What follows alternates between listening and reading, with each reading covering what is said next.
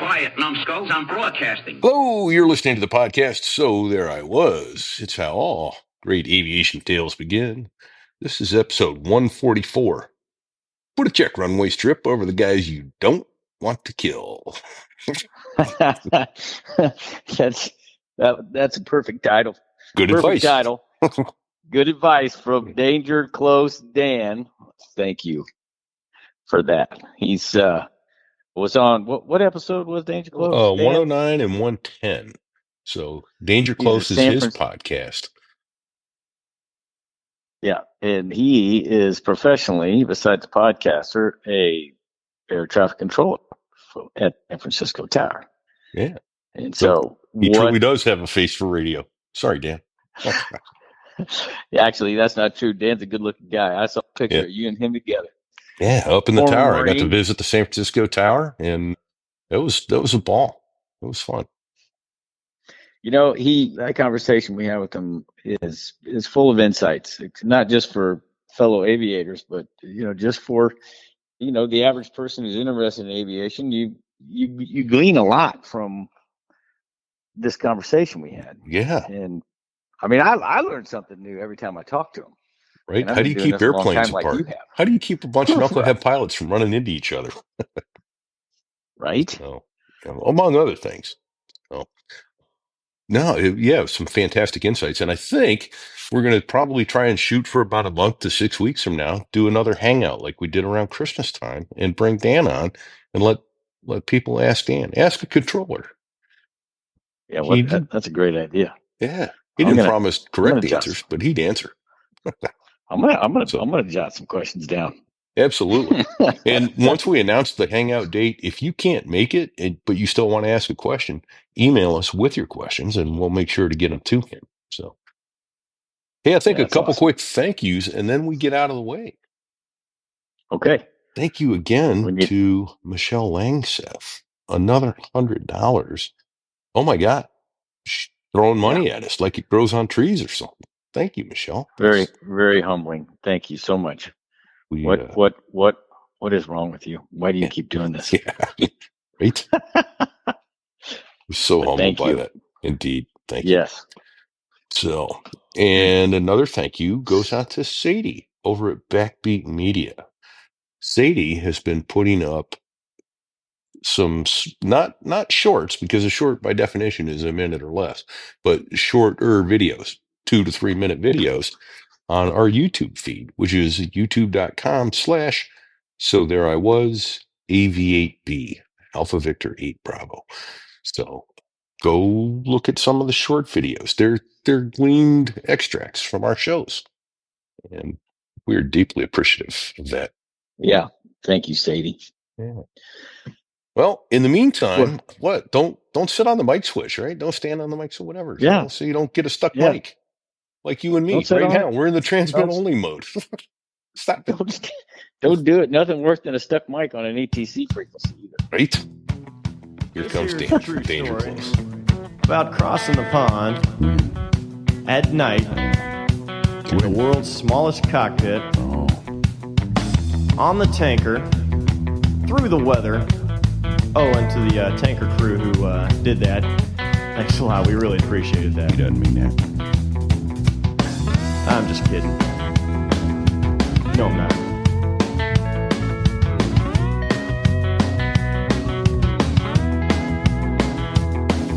Well, there I was, crossing the pond, and you could see that I wasn't exactly fond.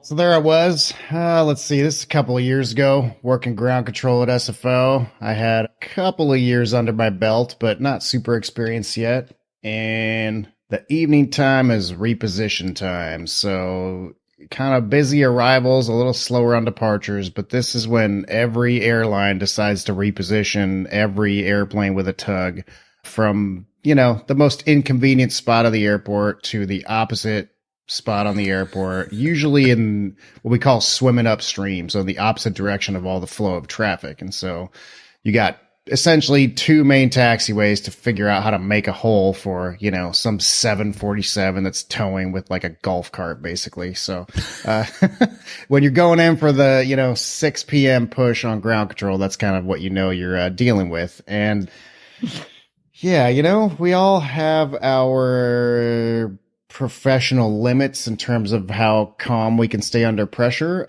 I'm probably not the number one guy, but I generally can maintain my cool in most pressure situations without yelling at people. But, again, I've had my moments. So I'm getting my butt whooped, and there's just lots of tugs, and I'm sure airplanes without gates. And again, the problem with SFO, like we've talked about, is lots of traffic, tiny airport. So once a few big jets don't have gates or don't have a gate crew, you really got to be proactive about moving them around. And we don't have a huge staging area the way some other airports do.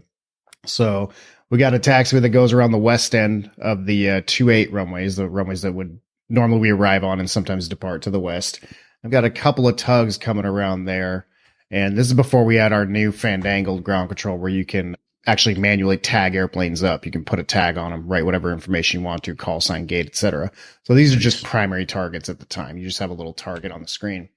And I had to reach out to one of these tugs to get him to stop because I forget the exact situation, but I had to move somebody else around. There's going to be someone in their face. So I'm like, tug 92, hold short of Yankee or whatever it was.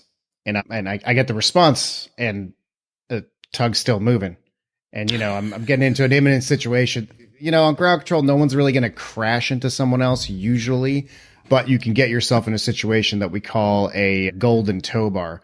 And that's when that's kind of the worst. That's when you have two planes under power that get nose to nose on a taxiway with no way out. And you have to call the company, get a tug out there to push the airplane back. And if it's an airplane full of people, well, that's really embarrassing.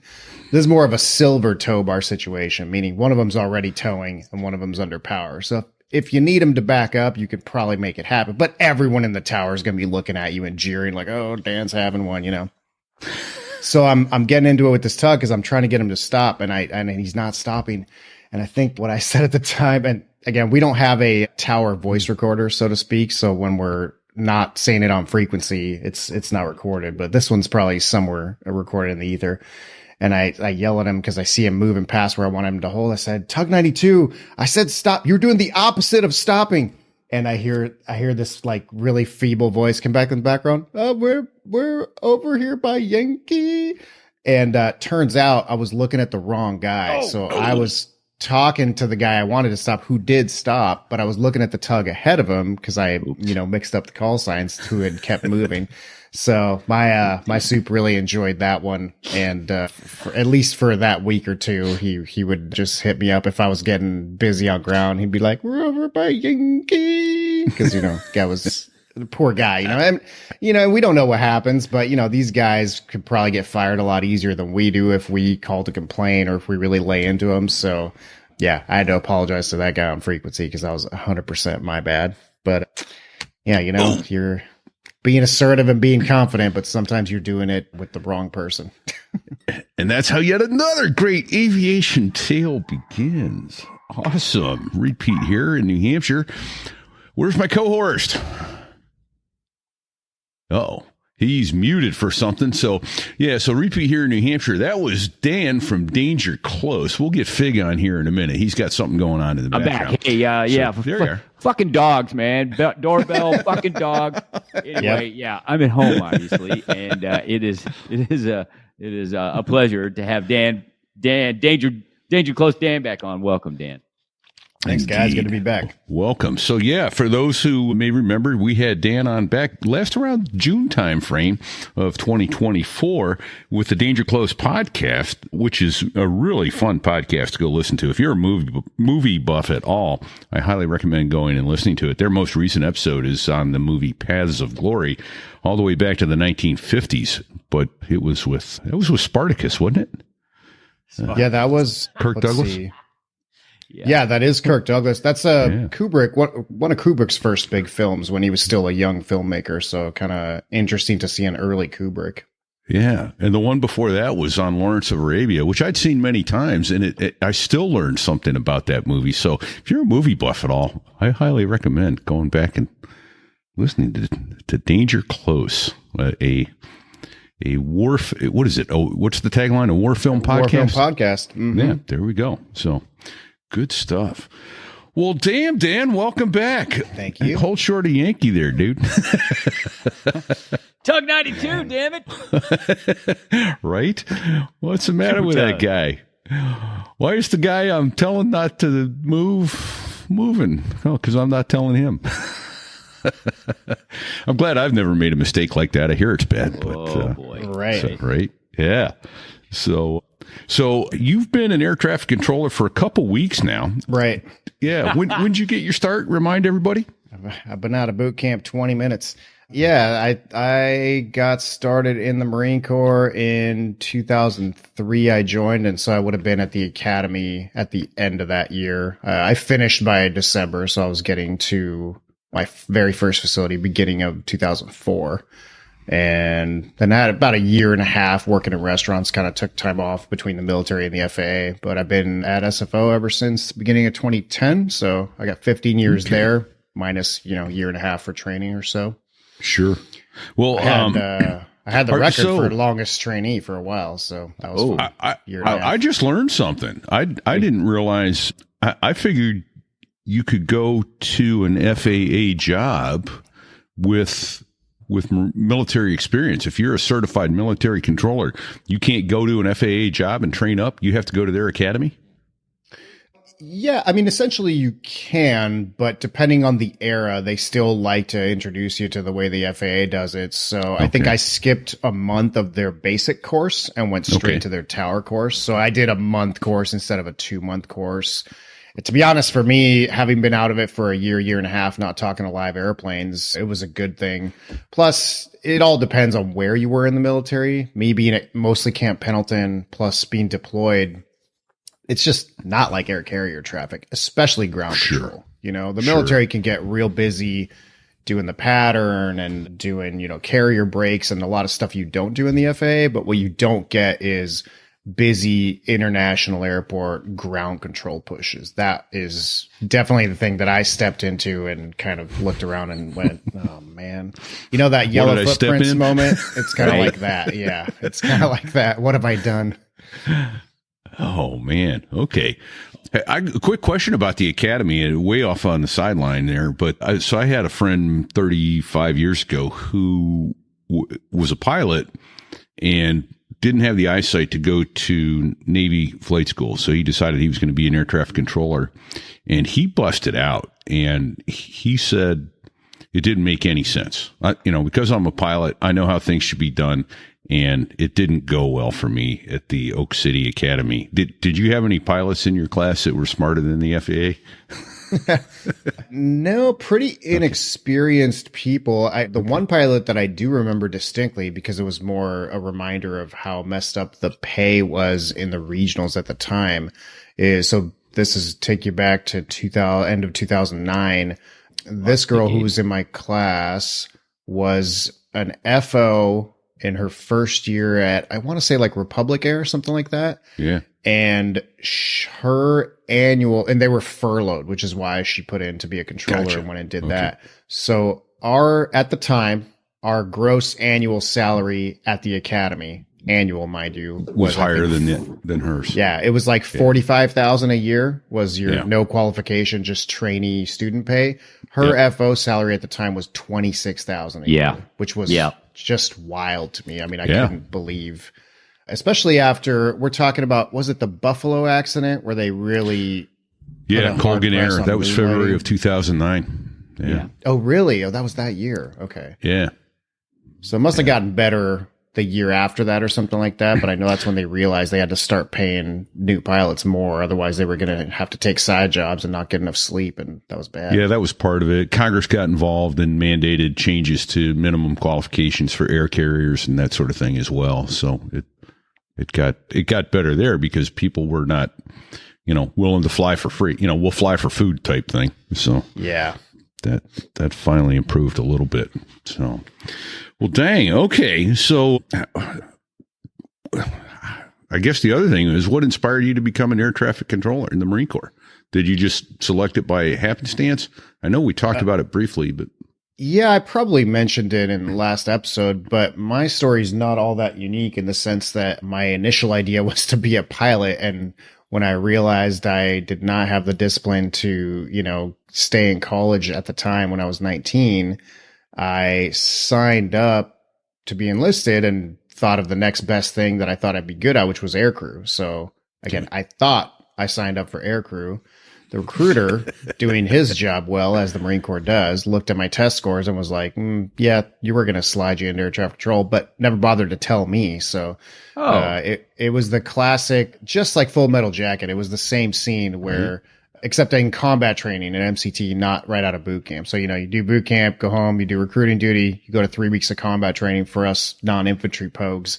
And I remember at the end of that, they were doing the last name, read the list, read out a number, a 4-digit number. That's your MOS, your job.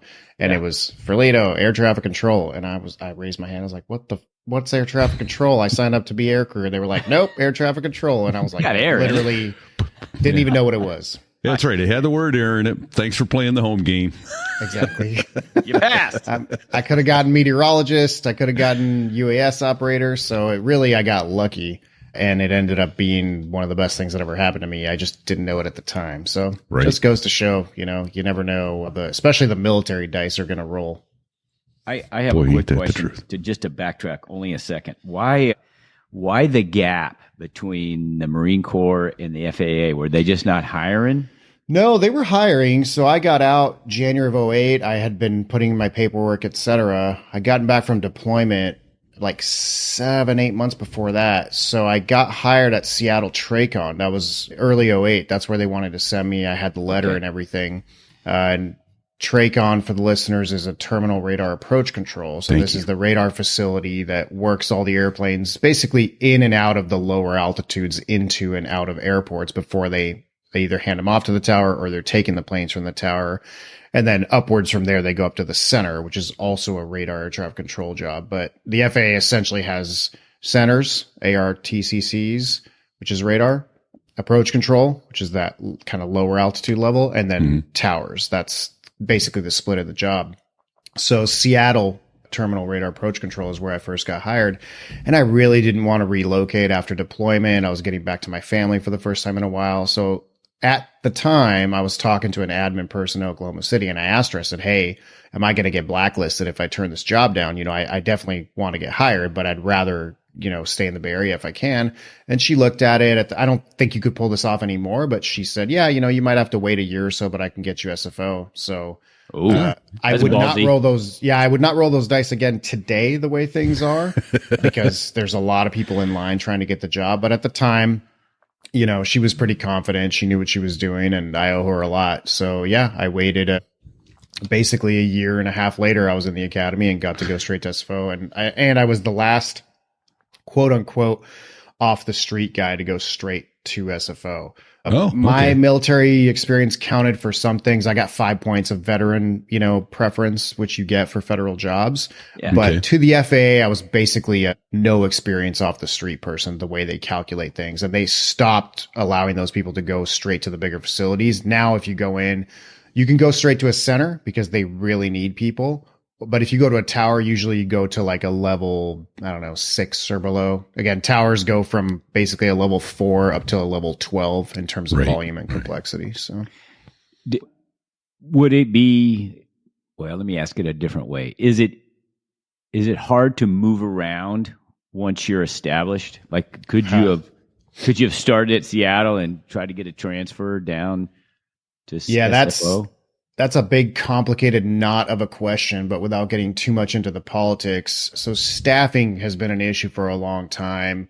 Dates all the way. I mean, if you will go back into prehistory, basically when there was the, quote unquote, illegal air traffic control strike, I believe in 1981, and then Reagan fired all those controllers and we lost about half the workforce. The FAA has been trying to recover from that huge loss ever since, because they had to all of a sudden hire in mass. Of course, 25 years later, all those people are retiring in mass. So basically my entire career, we've had a staffing shortage. And so what happens is facilities will be in the red or in the green, depending on their staffing. And so if you're at It depends on the era. They change the rules slightly, but essentially if you're like at 80% plus staffing, they can let somebody go, or certainly if you're at 100%, they can let somebody go. But if you're stuck Oh in yeah, I Podunk, can see that.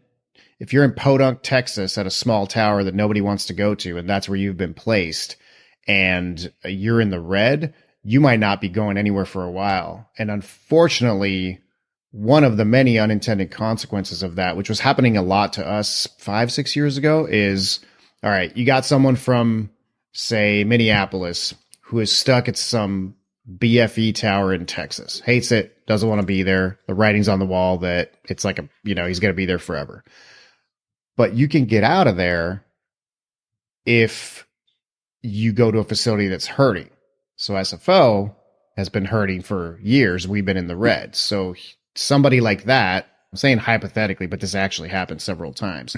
Somebody like that can get moved to SFO, go through training, or at least go through the motions of training, wash out of training, not make it. And then the FAA basically gives them a list of facilities, and he can put Minneapolis as his number one. And if the dice roll his way, he might get to go to Minneapolis Tower. He could not have gone directly from that little tower in Texas because of the way the matrix works. So unfortunately, it has caused a lot of, I call it scamming, where you get a brand new trainee. And, I love training. I love training people. It's one of the most interesting parts of the job. I'm a good teacher. It's where I get it's what keeps the job not boring, right? You're taking a new person. They have a new way of learning. We're not in an airplane, so the risk of death to us is pretty low.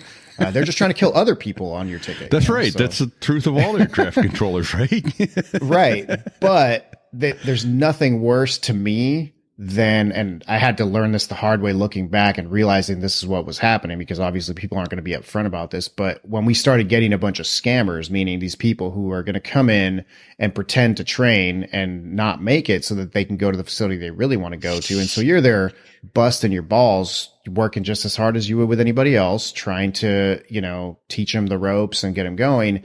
And I've seen it with people who maybe didn't have the talent to make it. But even worse, I've seen it with people that 100% had the talent to make it and either pull out of training or just wash out. And you realize you've just been spinning your wheels for 7 months training someone who never wanted to be there in the first place. So that's aggravating. Yeah. Now when I get a whiff of that, I'm like, I am not training. You can write me up for insubordination, whatever. I'm not going to train. I'm not participating in someone else's scam. You know what I mean? That is just a really, really morale busting thing. So, yeah. We had, I asked you if you knew somebody, and I'll just call her Dee Dee. Fig is Demo's wife, and so we'll stick with call signs. But yeah. So Demo was a federal agent and was down in Puerto Rico, and she was tower controller. And I roll out one day on final in a DC-10, and she was there. And I'm getting to a point with this. I got two quick stories on her, but she was there in the tower, and Dee Dee, you? Yeah, that's me. Who's this? Told her. We got together. We had dinner, and the kids. It's like, hey, can we bring the kids out to see the airplane? I'm like, yeah, absolutely. So we bring the kids out. And we get there, and they're like, metal detectors, or the what is that called? The magnetometer is broken, so we're going to have to wind you. Like, yeah, okay. So get on in the airplane. Kids are sitting in the seat and pushing the button, making the stick shaker go, ringing the bells, all that kind of stuff. They're having a ball. And Demo reaches in his fanny pack, pulls out his service weapon, and goes, "Oh, if they're serious about that whole wanding you thing, they probably ought to put batteries." Good Lord. And the captain's eyes, I mean, they're as big as saucers. He's like, holy shit. Like, it's okay. He's a federal agent. Not that. He's like, oh, okay. Like, damn. But yeah, so that was my first one. And then the other one I know I've told on here before. 231 lost a jet by Raleigh Durham, and I happened to be sitting on the desk at the training squadron for a student who had to go to a dental appointment or something like that. And my wife calls and goes, who's Shank 3? And I'm like, one, why do you want to know? And two, how do you know? Right. Well, it turned out Dee Dee was the Kinston Tower Controller in Kinston, North Carolina, and heard all this crap going on guard, and called my wife and said, hey, find out who Shank 3 is. They're down. And it's like, so the Wives Network literally knew before the squadron commander knew that he'd lost a jet. Wow. Not a good day. But so my whole point on that was, though, she seemed to move around with a fair amount of for lack of a better word, Teflon. She was able to move from San Juan and Kinston. And like I say, she did Oak Center when she retired. Is that because her husband was a federal employee also? Is that, or what do you think? I don't think so. There is such a thing as a hardship move, but that's Okay. usually because you have a sickness in the family and you're separated for whatever reason. And so if you need to make sure that you're with your ailing parent or a sick child or something, then you can Sure. put in for a hardship move. But in Okay. terms of just because your partner or your spouse works somewhere else, I don't usually think that's enough to force a move. But there are all these gaps and holes, and the people whose priority is to move for whatever reason, whether it's Sure. career advancement or whether it's just geographical, there are ways to do that. One of the classic ones is if you move into management, you can get around the moratorium on moving for low staffing because you're coming out of the controller pool. And so a lot of people do that. They'll take a soup job somewhere else, and that's their ticket to be able to move to a different facility. So Okay. obviously we're not huge fans of that move as controllers, but it is what it is. So yeah, if she was really trying to move, there are ways to get it done. Okay. Okay. And then, so you've been in the San Francisco Tower how many years now? 15, 16? Yeah. This is starting my 16th year. Mm-hmm. Okay. Okay. And have you ever had any desire to go work TRACON or ARTCC or? Yeah, absolutely. I mean, just like anybody else, obviously family and mortgage and location and all those things play a factor, especially here in the Bay Area where it's just really expensive. I got super lucky. I bought a house here in 2012. I honestly don't think I could have afforded this house any year after that, literally. So Don't move. a lot of the young people in my job are, getting a good job with good benefits and salary, but they're all renting near the airport because they can't afford to buy anywhere. So that's a big factor. But we used to have, when you can sell your house and retire and move to the Midwest and live in a mansion. that's definitely a possibility, For my wife, it's always, where's the best birding? If when I retire, there's an opportunity to move somewhere that has great birding, she'll be all about that. All right. But I lost my train of thought. I was asking about other question? seats, other ATC Oh, positions. right. So we used to have Bay TRACON right across the bay, and it was located at Oakland Airport. It's still our district office. So that's still where we do some sim training or admin stuff like that. And I would have, if Bay TRACON still existed, I absolutely would have transferred over there and learned the ropes of FA TRACON, radar controller work, and then come back and I'd be doing my job even better because now I would know all the sectors that we're handing planes off to and taking planes from. I would just understand their job a lot better. Unfortunately, the FAA, let me give a disclaimer real quick. I forgot to do this at the beginning. But I'm here representing myself and my own views. I don't represent my union or the FAA when I say anything as a federal employee. That's just something that I got to put out there. So I'm just here representing me. But yeah, so the FAA, I don't know, man, they started this process 30 years ago. They started building super TRACONs. So what you have a lot more of on the East Coast is these up downs where you have a tower and a TRACON that are co-located. And most of the time, those controllers train, it's called an up down. Controllers train in both places. And, you might work a week in one, a week in the other, or every day you might switch, but it's a different environment because all the guys working in radar, guys and gals up in the tower. Sure. And you understand their job. If you screw someone over, you're screwing someone over who and you might have to talk to in the break room later. But over time, especially on the West Coast, to save money, I think the FAA started building these big TRACONs, super TRACONs, where they consolidated a bunch of these separate little TRACONs and put them all in one big building. Because you're working radar, you don't need windows, and you can locate that wherever you want to. So for example, California now has NorCal TRACON and SoCal TRACON, which obviously work kind of, the northern half and the southern half of the state and some surrounding oceanic, a little bit of overlap. It's not exactly at the state line where the borders end. And NorCal TRACON is now in way east Sacramento, hour and a half from here. So I would not want to move there, nor could I commute there. But back when it was closer, absolutely. Cross training, I think, is really good. And when it makes sense geographically, I think it's really good for controllers to move around. And a lot of them do. A lot of them have the itch. every 3 years, they're bouncing around doing other stuff. It's good for their career advancement. Maybe they want to go into other aviation desk jobs later. And, Sure. you know, it's like when I apply for union jobs and they're looking for experience, it's like, well, I have a lot of experience at one big airport. But if you're looking for, let's say you want to attach to the NTSB, which I would love to do, and do some air crash investigation type work. Sure. Okay. When I fill out that paperwork, they're like, do you have a pilot's license? Nope.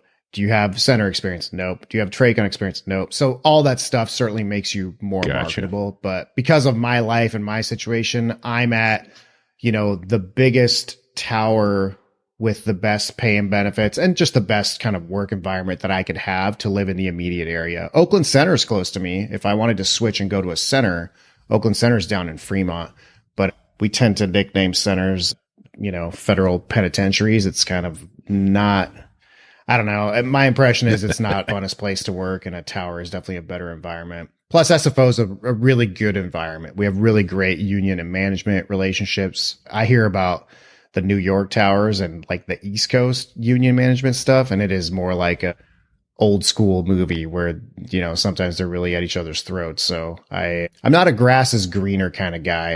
I usually appreciate what I have, and I know from plenty of people who have left that we have it pretty good at SFO. So it's probably why I'll end up staying here my whole career and then move into other things. I think when I retire, I've got other interests. I'll probably move out of aviation. So I'm currently working on trying to, you know, pump up my resume for stuff like that. Oh, there you go. Okay. What's the mandatory retirement age for air traffic controller? Mandatory is 56 with the only exemption really is if you want to extend, you can extend 1 year at a time, and you have to apply for that every year. I'm not exactly sure what the environment is in terms of when they approve that and when they don't approve that. I know that once you're past 56, if you have an operational error, that's like, you're done.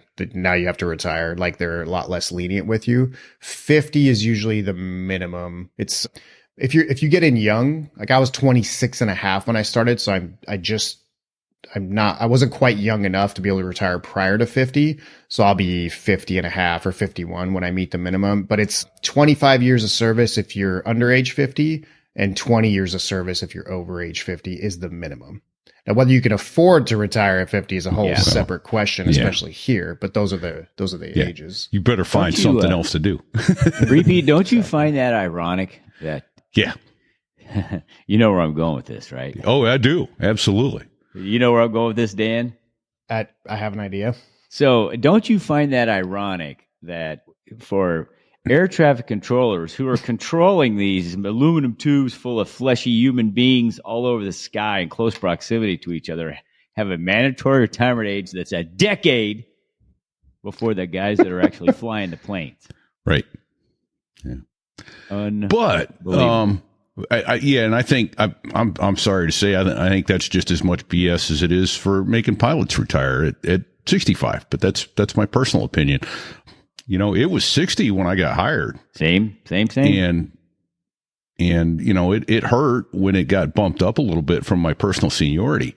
But man, it was just you know, that's the nature of life. The government is the biggest age discriminator. But my point being, is not only is it there's a big contradiction there, but there was absolutely no science involved. It was all political.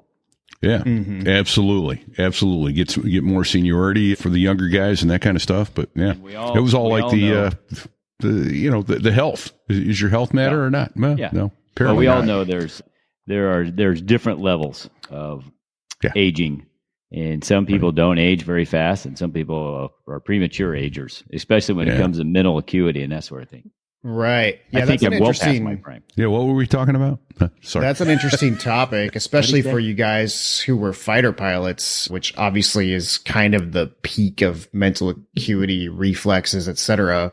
I mean, in the end, I imagine, what's the longest someone can be an active fighter pilot and actually fly more than just their minimums? 10 years, right? Like, how long can you possibly do that? We saw guys do it into their late 40s and early 50s, as you know, they're pinning on the stars. And now, but were they going to go lead the strike? No, that wasn't going to happen. for the most part. In fact, one of my favorite stories, there's a great book called Raid on the Sun, talks about the Israeli attack on the Iraqi power plant. Yes. And the only guy whose bombs didn't fuse was the old guy who insisted on leading the flight. And he got told, no, by the SecDef, no, you're not going to lead the flight. You can be tail end Charlie because you didn't train with these guys for the last year. Right. And he G-locked himself in the pole and dropped his bombs too low, and they didn't fuse. Only 2 bombs didn't go off were his. Yeah. Wow. So, yeah, because it's a young man's game. There's no 2 ways about it. You got to be young and physically fit and lifting weights and running. And can you do it in your 50s? Yeah. But, man, you're sucking hind tit. There's no doubt about it. Yeah. So if you eliminate the politics of it, and you eliminate things like, oh, the FAA wants to get, 20 good years or 25 good years, because some of our age stuff is based on just how retirement pays out and all that. Yeah. So that aside, which is less interesting, what do you guys think has the highest impact on you, as you're close to your 50s or into your 50s, when you get to that age and you're still flying? Would you say it's the schedule and the sleep and all that kind of stuff that impacts your performance the most? Or is it like just the actual reflexes of a young person being able to, react the way you need to react when you see a flock of birds or, things like that? Because I know for us, it's a balance of all of that experience, right? And how much is your experience guiding you to how to automatically do something, sure, versus having the reflexes of a young person who can react, et cetera? What do you guys think? Go ahead, Fig. Well, I was going to have you go first because you actually, because I'm older, I know.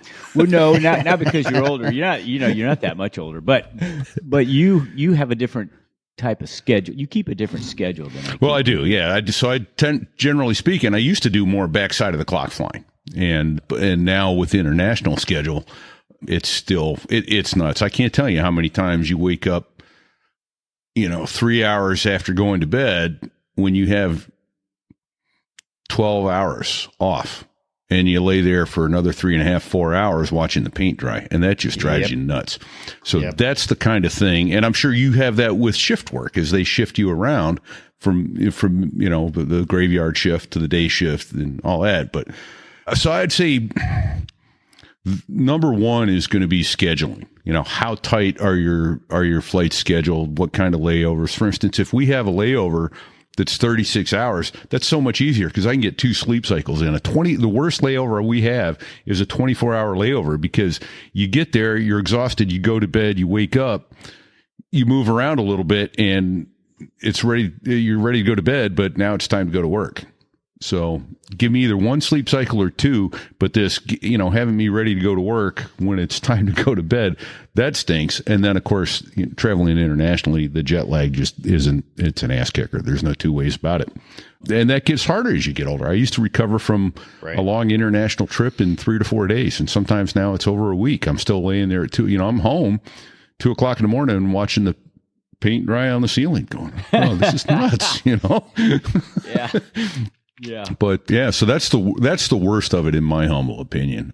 But can it be overcome? Yeah,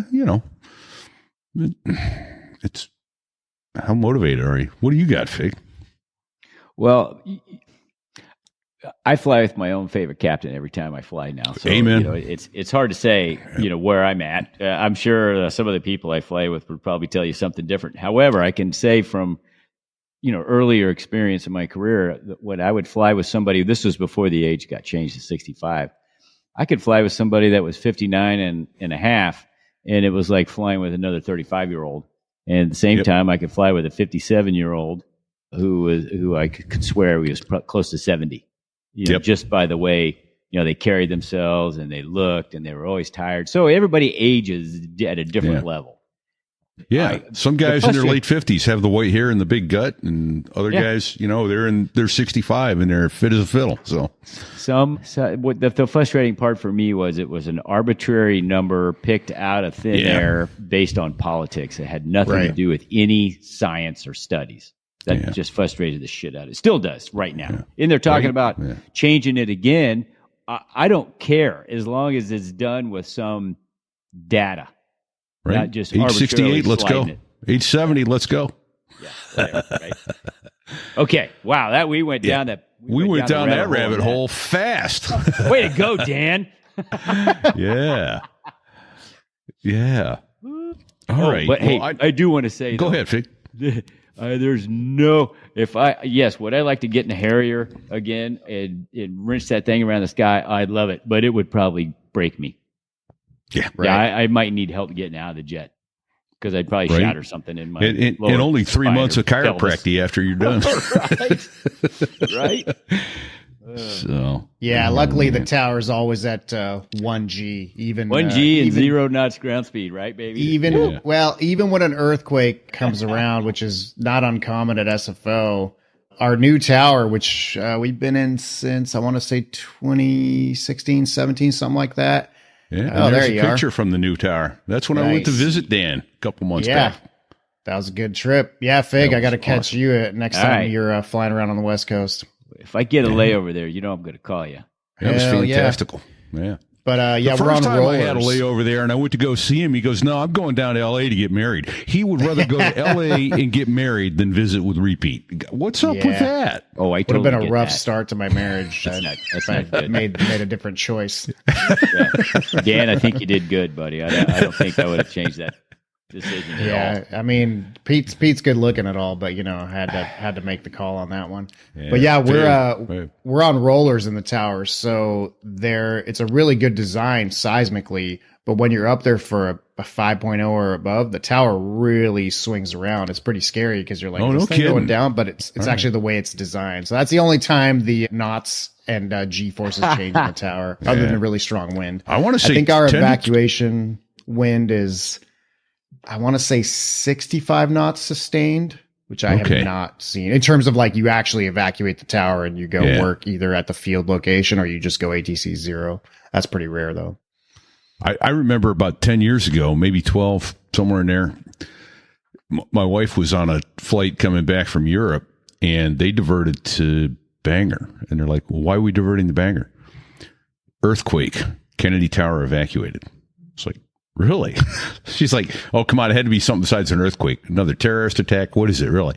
It was an earthquake. And so I could only imagine because you're way up there. The the movement's got to be a wild ride.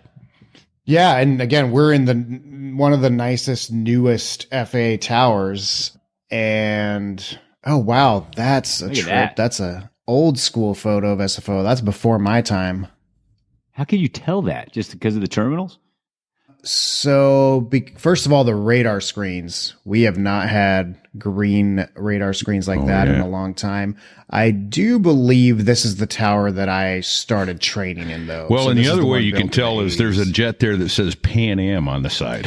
That's true. Yeah. That looked like an up-to-date one, though. You know, there's still Pan Am airplanes running around, but that's not the original Pan Am. Yeah. Right. Yeah, it's fun for listeners, if you ever want to see the history of who bought an airplane and changed the paint job, the tail number will show you sometimes, right? Like a lot of deltas, you'll see November 123 November whiskey. And then it's an old Northwest plane, right? So sometimes you can see the old airline that originally bought the plane when it was new on the tail. Right. Yeah.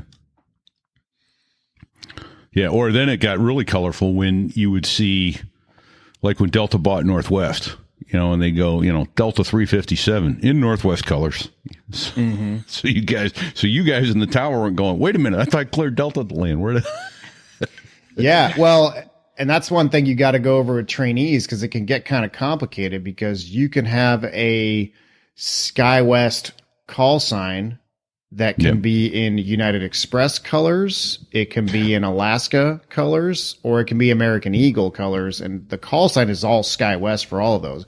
But you can't tell a pilot, give way to SkyWest so-and-so. You have to tell them to give way to the paint job. So, give way, or the type aircraft, right? Give way to the Embraer if there's only one, give way to United Express, whatever. But the trainees takes a minute before they can grasp that, right? So, Dan, you're assuming the pilots can tell the airplanes apart, man.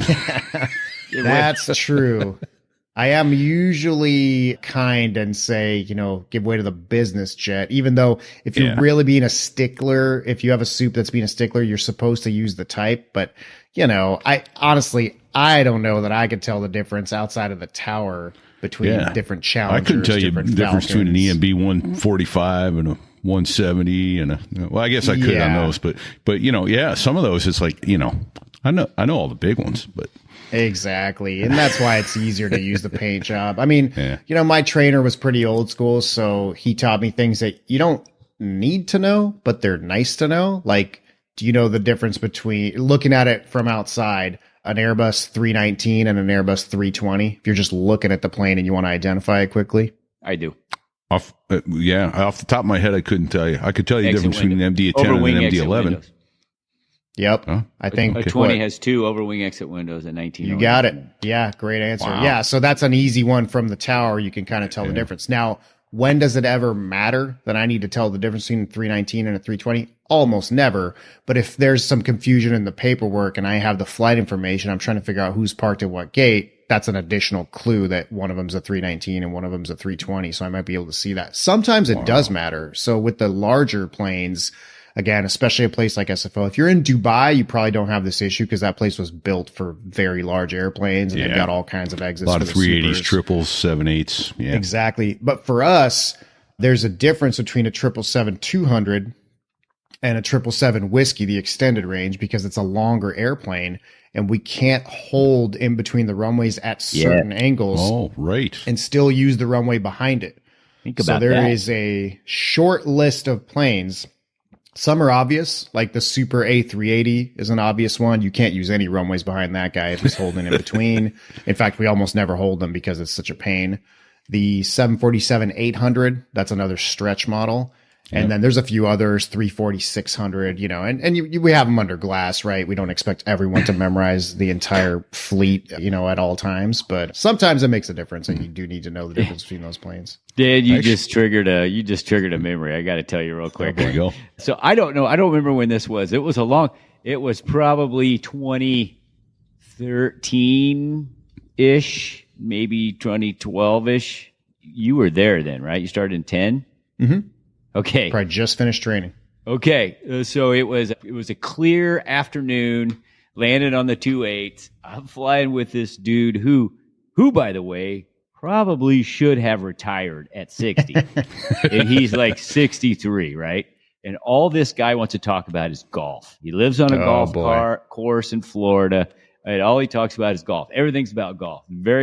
So we're coming in. He's the pilot flying. It's a visual approach. And we are landing on the 28 left. They cleared Speedbird in a 747 to cross 28 left, hold short of 28 right for departure, right? When he cleared him to cross, I looked out. He hadn't even made the turn to cross 28 left yet. He was still coming at us on that parallel taxiway, right? Mm-hmm. So I said to the captain, let's just say his name was Bob. I said, Bob, this isn't going to work. He said nothing. I said, Bob, huh? I said, this isn't going to work. What's not going to work? I go, never mind. So I'm just watching this whole thing transpire, right? So, of course, the 747 looks like it's moving slow all the time. He goes, well, I'll get to the end of it. He crosses 28 left, and, they're setting up so high. I don't know what they use to know when they're getting close to but he stopped so short of the hold short on 28 right. Man, we hate that. That the tail was still hanging out across the runway edge on 28 left. Mm-hmm. And so I said to Bob, hey, Bob, this isn't going to work. Their tail's hanging out. He didn't say anything. But I said, Bob, we can't, you got to go around, bro, because the tail's hanging out. You're going to fly over the top of the tail. And he goes, that's all right. I'll just stay high and land long. I said, no, dude, we got to go around. He goes, nah, it's okay. We're light. I'm going to land long, which we did. And I was so fucking pissed. So when we got off the runway, I said to the ground controller, I said, hey, we just flew over the top of, Speedbird's tail there. They're hanging out on 28 right or 28 left, Oh, roger that. And so I says to him when we get to the hotel, I says, hey, why don't you bring your iPad and meet me at the bar and we'll write FSAPs together. And he goes, why? Wow. And he didn't. Wow. That's You see that shit. You're just going, really? Come on, man. Yeah. Well, that's surprising that someone, you guys have a cockpit voice recorder. Like, you're on the record telling him about a safety issue and he ignored it. That seems like a strange liability and risk for him to be taken. Well, so that's why I always said, especially as a first officer, just even pulling into the gate appears to be clear. I wouldn't pull in here if I were you, boss, and I'd sit back. Right. I've told you, and I told you what my recommendation is. So if there's ever any incident, I told him not to do it. It's all about covering your own six, right? Hey, Dan, are there any misconceptions or anything that you would like pilots to know? Let's get into some ATC shit here. Yeah, that we probably should know that we don't know when it comes to the way you're looking at something. Oh, man, let's see. That's a pretty good question. I can probably start bringing it around to things that happen all the time and go back and forth on the mixing of pilot misconceptions and controller misconceptions. Well, probably one of the more unique things about SFO is how closely spaced our runways are. So both the departure north runways and the arrival west runways, this is, let's say 80% of the time we're in that configuration, right? We're landing the 2/8 to the west, we're departing to the north. Obviously in the winter, winds shift around. We might be completely opposite, but this is the most common configuration. They're 750 feet apart at the center line. So wingtip to wingtip, you're talking less than 600 feet sometimes, but depending on the type of airplanes. And we do get the occasional pilot, I would say once every couple of weeks, who hasn't flown into SFO in a long time, or maybe it's their first time, and they'll question it. They'll say, hey, is this guy lined up for the left? Is this guy supposed to be this close to us? Right. Or pilots think that we're not supposed to have you wingtip to wingtip, that we're supposed to have some kind of stagger where one's ahead of the other. Yeah. Right. And, we're not flying the plane. So the answer from us is always, if you ask me, is that guy lined up for the left? I will call out to the other pilot and say, hey, verify you're lined up for the ILS 2A left, right? Just to cover our butts, make sure that, maybe I don't see him on radar that far out, or I don't have precision equipment, just in case maybe he scooted over. We're doing visuals. Obviously, we're only allowed to put the airplanes paired up like that when the conditions are visual. We do have the closely spaced parallel ILSs, but then you're required a mile stagger within that pair, and you can't get closer than that. If you lose that mile, you have to send somebody around. Yeah. So that's a common one where the pilots think somebody has screwed up to put the planes that close. The reality is, if we're landing to the west and departing to the north, we actually want you to land holding hands, because you're going to go through the runways at the same time, and we could depart north behind you before the next pair gets here, because depending on the winds and everything, it can be really tight. And I can't clear both planes for takeoff at the same time. I have to talk to one, get the response, then I have to talk to the other, get a response. And again, depending on the exact timing of it, it can be really, really tight. Half a second of delay when you have a trainee or when you're distracted, makes the difference. I don't know how we did the job back when I started, when the sweep on the radar was a 6-second sweep. So if your cutoff, your cutoff is you need to be saying cleared for takeoff when the guy's outside of a 2-mile final, or 2-mile final is the cutoff under normal speeds. Is he at a 2-mile final on second number 3 or second number 5 or second number 1? That makes a huge difference. Now we have a 1-second update radar. So when you're running tight ones, you have a much more accurate depiction of where the airplanes are at. But that's one that I get all the time from pilots is, are we supposed to be this close? And the answer is, yeah, usually you are. If you're not supposed to overtake somebody, the TRACON usually approach control has already told you, we'll reiterate it. If we think the speed's an issue, let's say you're in a heavy and you're paired up with somebody that's, a little bit ahead of you, and I'm showing a 20 knot overtake on ground speed, we will reiterate, hey, don't overtake your company on the right, clear to land runway 2A left. And sometimes that doesn't work. It is not egalitarian in terms of who we send around when we have an overtake. Usually the answer is send the smaller plane around regardless of who's at fault, because we don't want the heavy to go around and overtake the guy and get all the wake turbulence from the go around in front of him and cause an incident. So usually if you're the heavy and you're overtaking a smaller guy, we'll send the smaller guy around, even though it's not their fault, but that's just how it goes. Yeah. So Dan, what's a heavy? Define that for us from your perspective, please. Man, that's like a academy question. Right? A max gross weight of like 270,000 pounds or something like that. It's not even a round number. It's a weight turbulence issue, right? I mean, like a 757 is not a heavy airplane, but it has a heavy weight turbulence footprint. So yeah, more accurately, it's not a heavy because it isn't a separate category, but it is considered different from, say, an Airbus, a regular large. Yeah. We've also, in the last few years, we've had a lot of recategorization of the weight classes. But yeah, for the listeners, essentially, the max gross weight of the aircraft, which, we're not going to ask everyone their actual weight based on the flight. So you just use the maximums because that's a more conservative way to do it.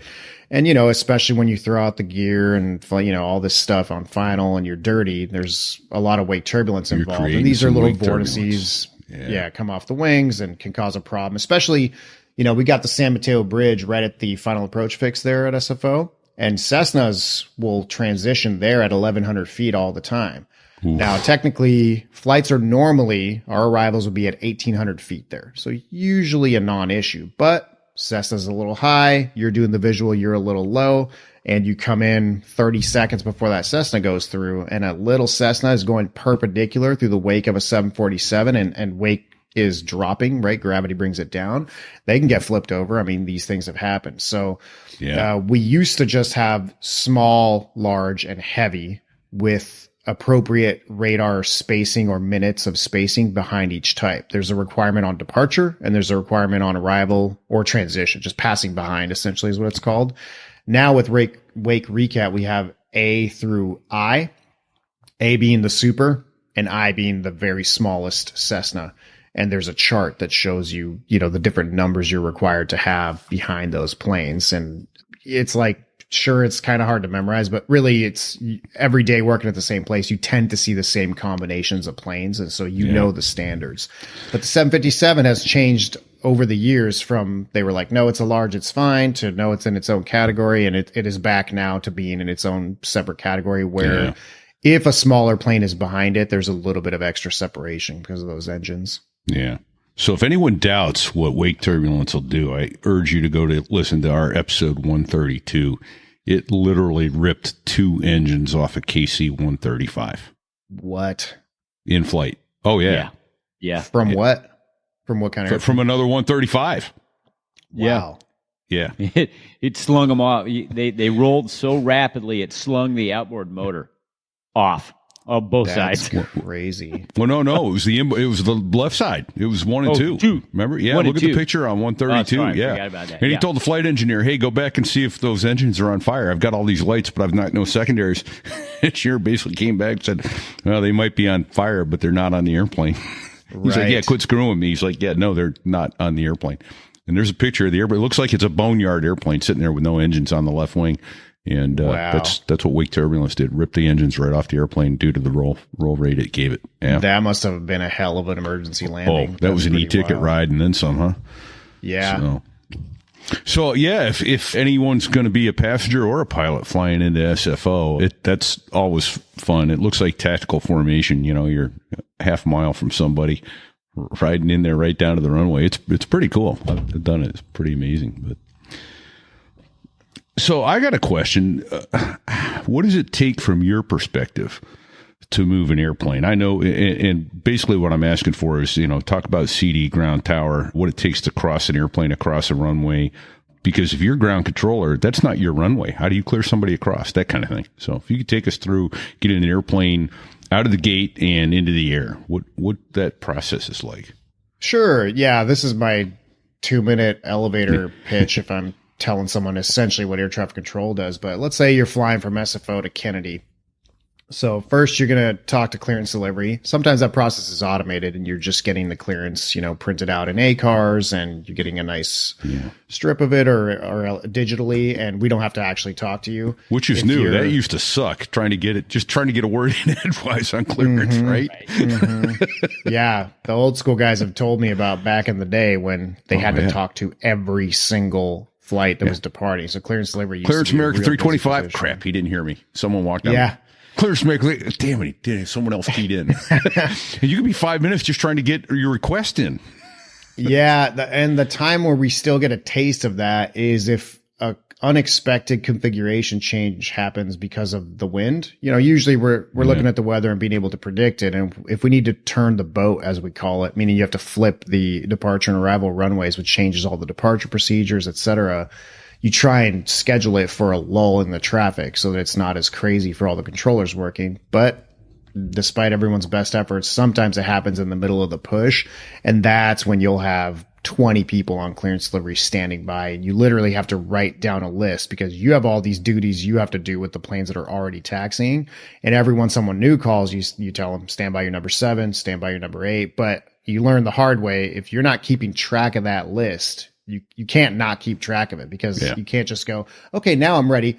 Who was number 1 standing by? Because the frequency is just going to sound like, it sounds like a radio in a blender when you do that. It's just right, and you have no idea who to go to. So there's an organized. Really good analogy, by the way. That's what it sounds like to me. Very good analogy. So clearance delivery and flight data are technically 2 positions that are 99.9% of the time combined into one. Flight data has the duties of updating the ATIS and the weather status, putting stuff on the board of taxiway closures, all of that. And clearance delivery is actually getting the clearances to the pilots and answering questions if they're unsure about a route or if they can't take a specific runway or whatever. Ooh, okay. And we train in the tower position by position. So when you show up, you're the new guy, you go through some ground school essentially, and then you start on clearance delivery. You spend a month or however long it takes, 2 months there. You get checked out there. You can now work that by yourself. And then eventually you go through the sims and whatnot to then start training on ground. And then you move on to local. So you train through the tower one position at a time. So the next position at SFO, definitely most people find it the most challenging, is ground control. So we don't push every single plane off the gate. We do have some international ramps where they have ramp controllers there, and those planes push back with those controllers. They're not air traffic controllers. They're either a United employee or a contract company. Gotcha. And they'll push all those planes back. Sometimes they'll hold planes for us. They have a few holding pads back there. And then that plane will get to an assigned spot and they'll call ground control. Are those controllers talking to you at all? The ramp controllers? Only through a phone. So if they used to monitor our frequency, we do occasionally have issues with them where they're not quite as proficient as us at being efficient with the space that they have. And so sometimes they'll block both lines. And if we're real busy, that'll start to spill out onto the taxiway and block our traffic. So unfortunately, a lot of our interactions with the ramp tower are not usually in good moments. You usually call and go, hey, what the hell are you doing? Why'd you push that guy at spot 2? Now you're blocking the entire airport, basically. So there's a lot of that going on. Yeah. But ground controller is responsible essentially for moving all the airplanes from the ramp to the runways and from the runways back to the gate, as well as repositions. Like I mentioned at the very beginning, you have aircraft under tow that need to go on the quote unquote movement area. So active taxiways where planes are taxiing. And as you can see, you got all these intersections here. There aren't any stoplights, right? So someone has so if you're watching on YouTube or StreamYard or anything like that, at a little over an hour into it, Styx has put up a plan form of the chart, the SFO chart. 10-9 page. Yeah. Mm-hmm. 10-9. Which is, I can tell, is slightly out of date. I run into this problem when I teach classes as well, because it's actually, you really got to look to get the super up to date, but you can tell 28 left has not been extended yet. So those taxiways at the end of 28 left, we no longer have those because the runway goes all the way down. It's almost as long as 28 right now. So he's got this chart memorized, Fig. He can draw it in his sleep. I mean, that's the first thing you do when you train on ground is you got to know those taxiways down pat, because the pilots have some helpful signs that are lit up that tells them what taxiway is which. Well, in most airports.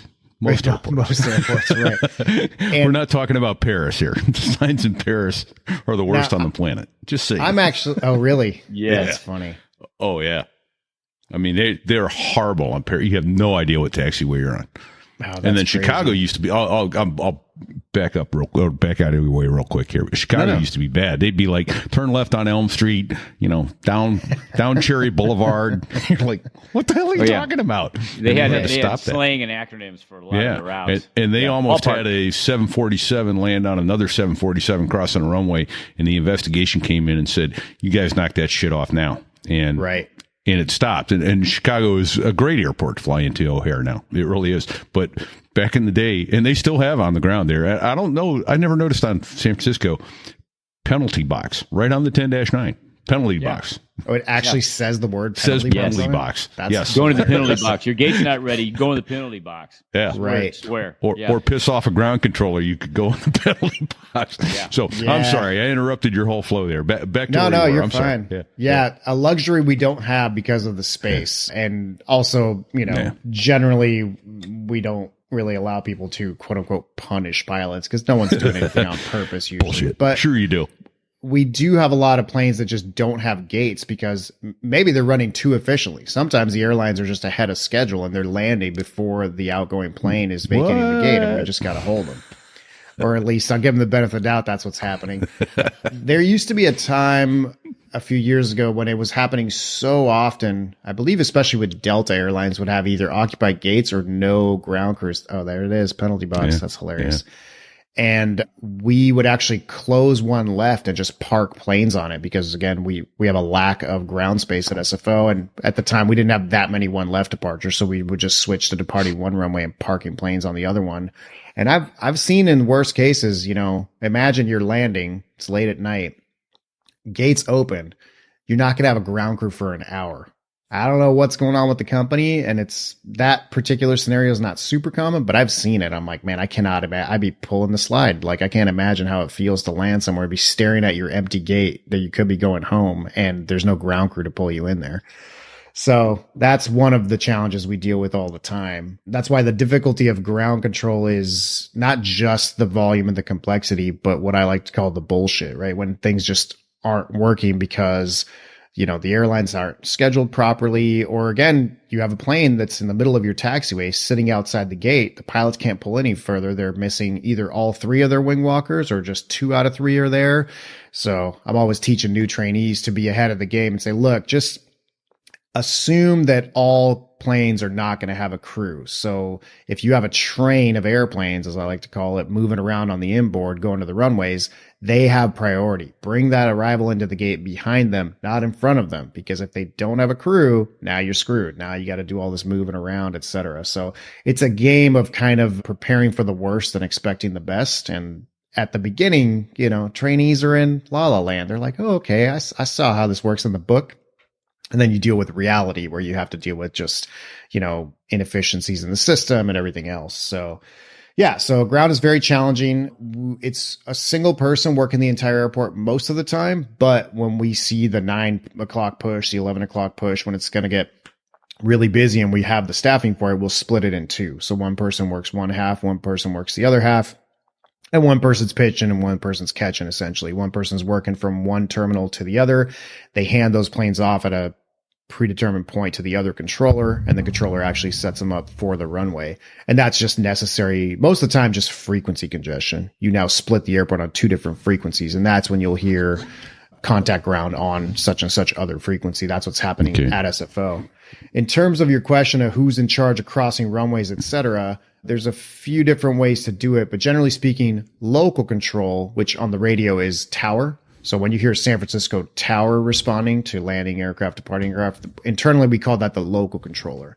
And that's the next position. So the local controller owns all the runways and all the taxiways basically east of the ones, if you look at the diagram. So the ground controller would not be moving planes around there unless you need to cross somebody for some reason. We tend to avoid crossing runways on ground control or, requesting permission to cross runways on ground control as much as possible, because obviously now you're adding coordination, you're adding complexity. The planes are on 2 different frequencies. You're certainly increasing the chances that you have a runway incursion, but it does happen. We have that taxiway on the west side of the airport, and that's where most of the repositions go around the 2.8s. And the only rule there is we can't depart over those airplanes, but you can arrive with airplanes going around the west end. So usually ground is taking all the planes around that way if they need to move them.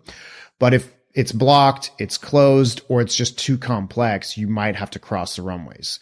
And so if you do that and you're going to hold on to the airplane, then you hold them short of the first runway, and then you coordinate with the local controller. You say, hey, at Echo, after such and such traffic, cross runway to a left. After such and such traffic, cross runway to a right.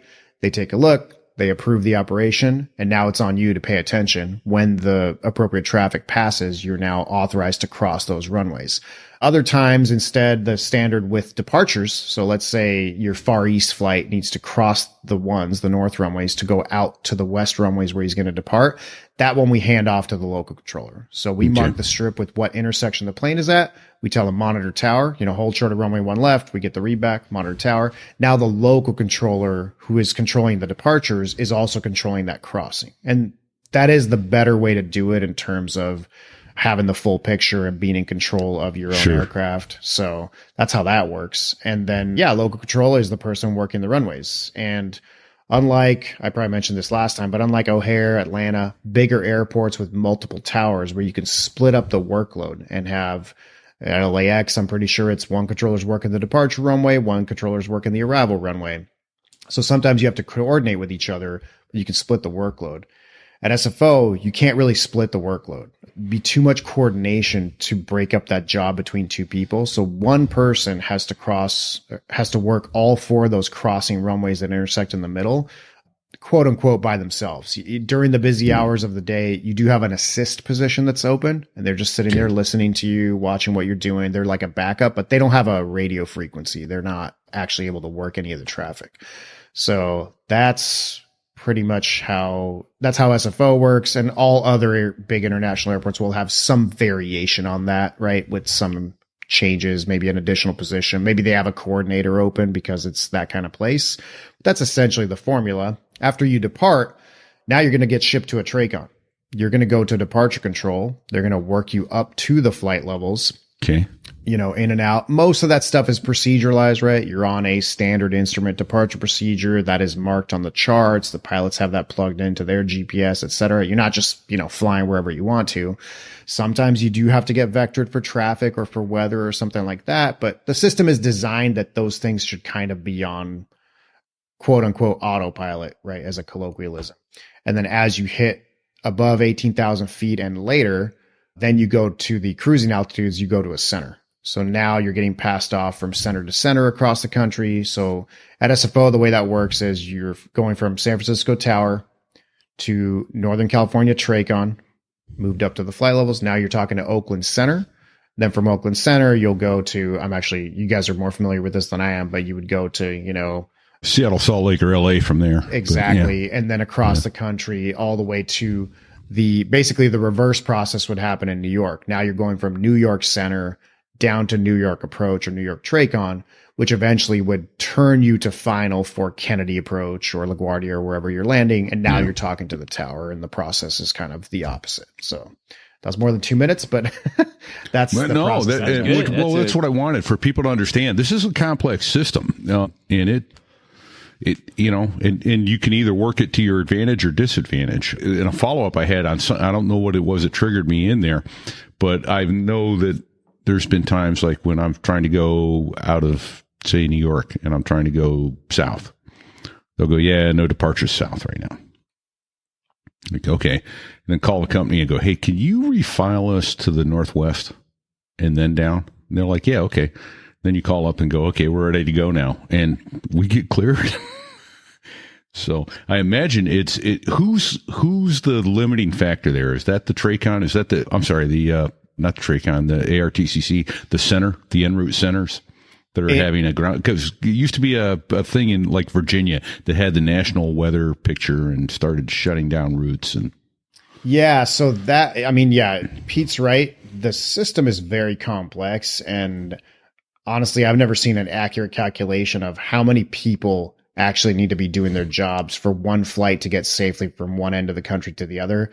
I mean, you guys can give your best guess. If I had to guess, if you're including all the maintainers, all the controllers, all the people working at the command center that deal with weather and all that, I'm guessing it's over 100 people per flight. Absolutely. If I had to guess. Yeah, no doubt about it. So, it's like you're getting to the plane and doing your pre-flight, walking around, checking the plane. But how, all these people had to do their jobs before you could even get there. And then you've got meteorologists but to answer your question, it's called the command center, but there is a national command center that deals with pretty much everything that's happening in the country, from weather to VIP movement to, is there an area that's, I know, was it JFK? Who got all the drones recently? Was it Oh, Newark? it was I think it Newark, was wasn't it?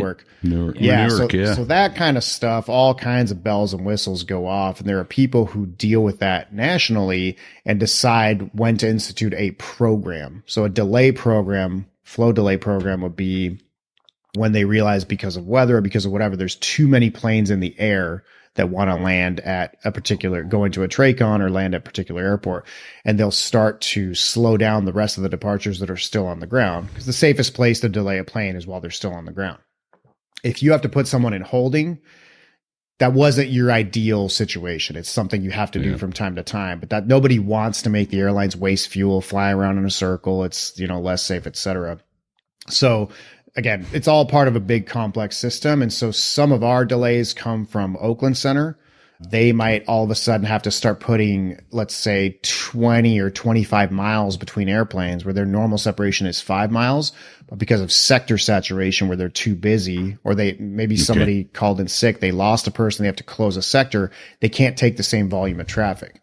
So if they have a 25 or 30 mile restriction, then to the TRACON has to give them 15 to 20 or something like that. Well, that means the tower has to give the TRACON 10 to 15. And so all of a sudden they'll say, hey, these fixes, you're 15 in trail for the next 2 hours. So now on our end, the ground controller really needs to start breaking up the flow of traffic, because let's say the fix is Syrah, for example, just a random GPS fix that's out there on a departure procedure. If I take 15 Syrahs to the runway, well, that's just kind of bad ground control in general. But worst case, if there starts to be a program for that fix, I've now screwed over the local controller. They depart one plane and they have to put 10 or 15 miles in between them. Now you're just sitting there and the airport backs up real fast. So it's a big program that starts nationally and goes big picture to then regional to then specifically at the airport. And we can do our part as well. Any ground controller can institute what's called gate hold, where we'll either open a separate position and do gate hold because we can see that because of delays or whatever, it's just too busy to manage. And, you don't need more than 10 planes at the runway. It's just, then you're just parking planes everywhere, burning gas and blocking things up. So any ground controller who's in trouble or just realizes the volume's too high can just start instituting their own gate hold. So they can start, you call for the push and they'll say, hey, you know what? You're number 12 holding the gate, expect 10 minutes, right? And you stamp the strip, you kind of keep a list, and then you get back to those pilots. So it's a game of looking ahead. And in general, the National Airspace System is pretty good at it, but there are unexpected things that happen where all of a sudden controllers have to scramble, or like the Asiana crash, something happens and a big airport goes ATC 0. Well, you might have 100 planes airborne for SFO at any given moment across the country. And now those planes have to be diverted if you're expecting a 2 or 3 hour, closed airport. Oh, I think you're muted, Pete. That's nightmarish. Yeah. I kind of like it when he's muted. It's nice.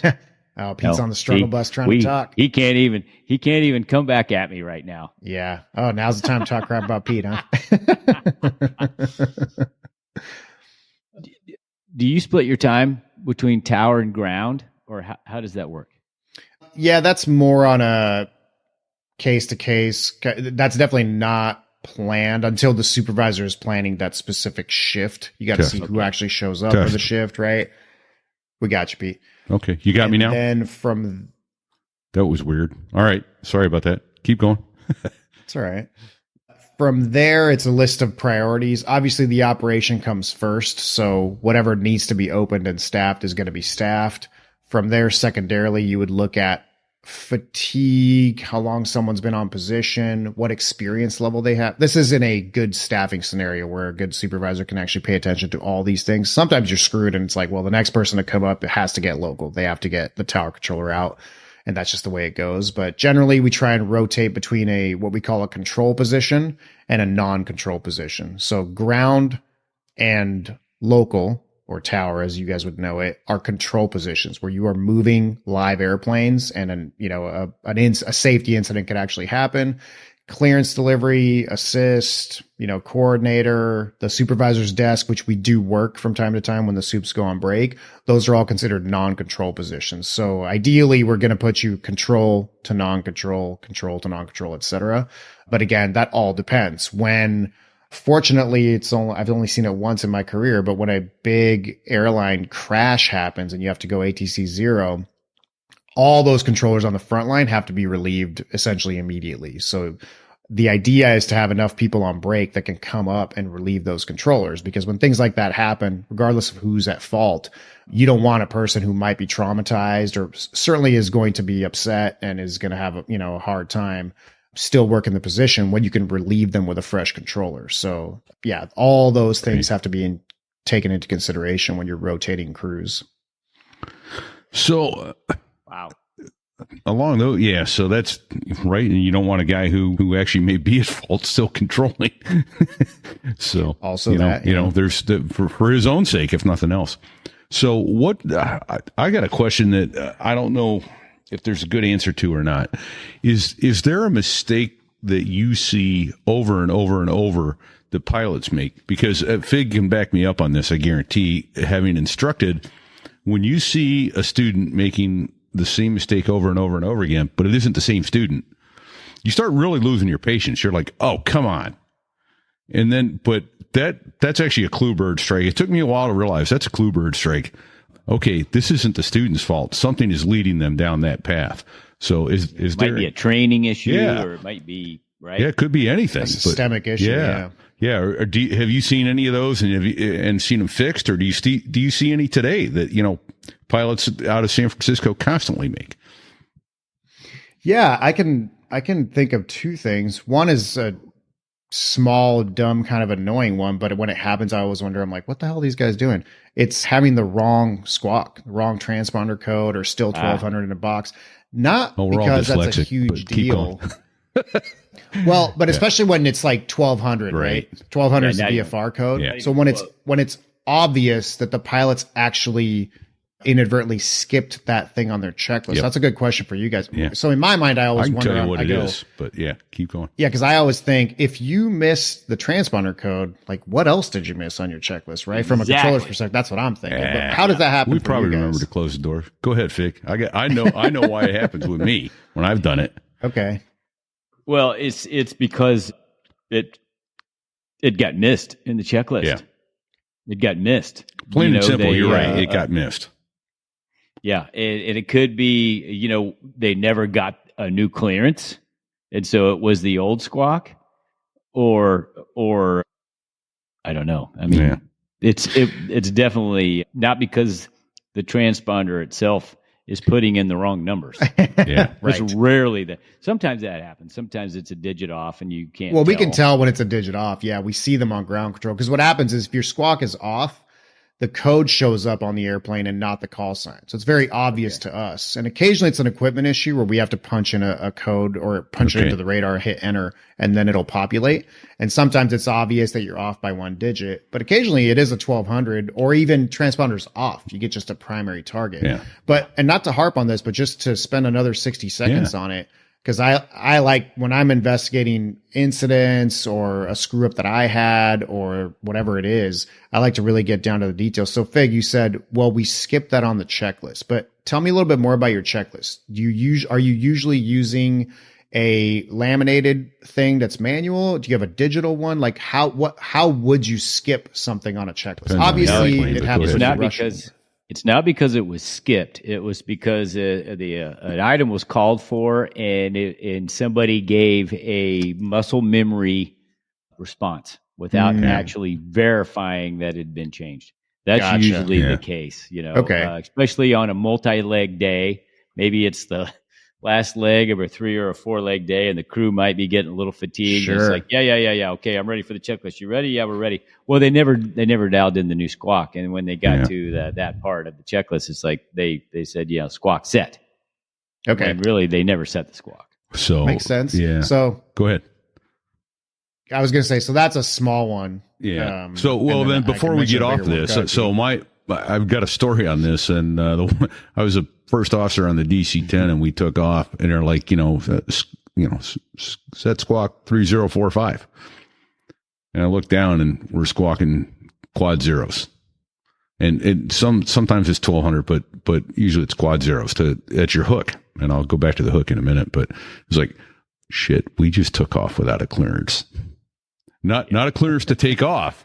We never got a clearance from CD, clearance delivery. no. But ground let us taxi, tower cleared us to take off. And we were filed. We knew what we were going to do. But if there was a change to that clearance, we never got it. And it was like, oh, crap. So a long time ago, I started using quad zeros in my transponder as a hook. Do I have my clearance? When I get my clearance, that's when I put my squawk in. So if I'm calling for pushback and I have 4 zeros in my transponder, I'm like, oh crap, we haven't gotten our clearance. We managed to get past that step somehow. So that's one of my hooks. And then another one is if I have something. Excellent. Yeah. And the other one I have is if something comes up that has to be dealt with on the airplane, particularly as a matter of safety, before we push back, I take a styrofoam coffee cup and I put it upside down on my speed brake handle. And that's my safety hook. Wow. I call it hooked on safety.